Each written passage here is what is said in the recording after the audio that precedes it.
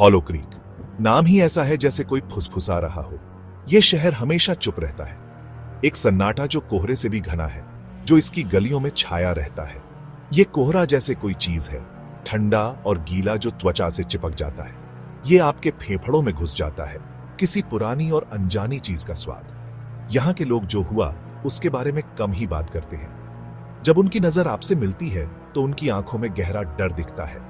वे जानते हैं, सब जानते हैं, पहाड़ी पर बने उस असाइलम के बारे में।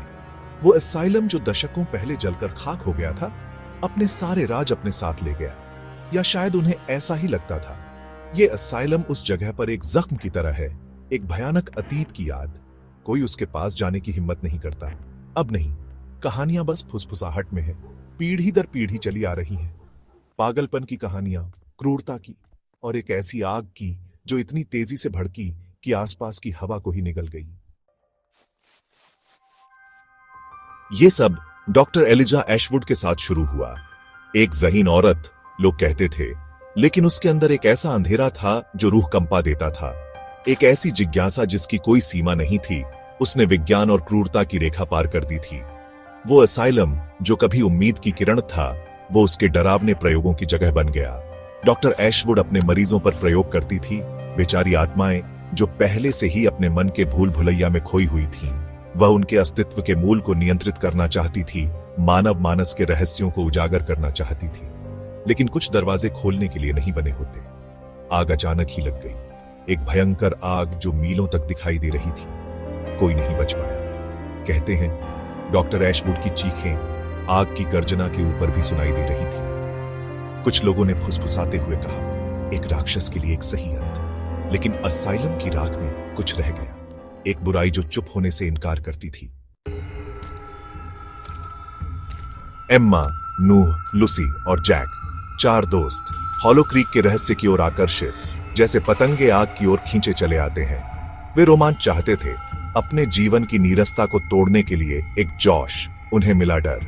पुराना असाइलम उनके ऊपर मंडरा रहा था, एक कंकाल की उंगली तूफानी आसमान की ओर इशारा कर रही थी।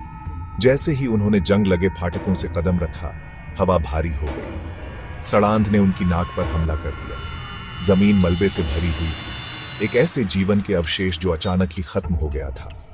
एक जंग लगा हुआ मेडिकल ट्रे उल्टा पड़ा था, सर्जिकल उपकरण बिखरे हुए थे जैसे गिरे हुए सैनिक। फिर उन्हें वो मिली, चमड़े से बंधी एक डायरी जिसके पन्ने पुराने हो चुके थे। यह डॉक्टर एशवुड की डायरी थी, जो अजीबोगरीब लिखावट और परेशान करने वाले रेखा चित्रों से भरी थी। शब्द उनकी आंखों के सामने तैरने लगे, उसके प्रयोगों की एक भयानक तस्वीर पेश कर रहे थे। वे हर पन्ना पलटते गए और असाइलम के भयानक इतिहास में और उलझते गए। वे अब सिर्फ खोजी नहीं थे, वे दुखों के एक पवित्र मकबरे में घुसपैठिए थे।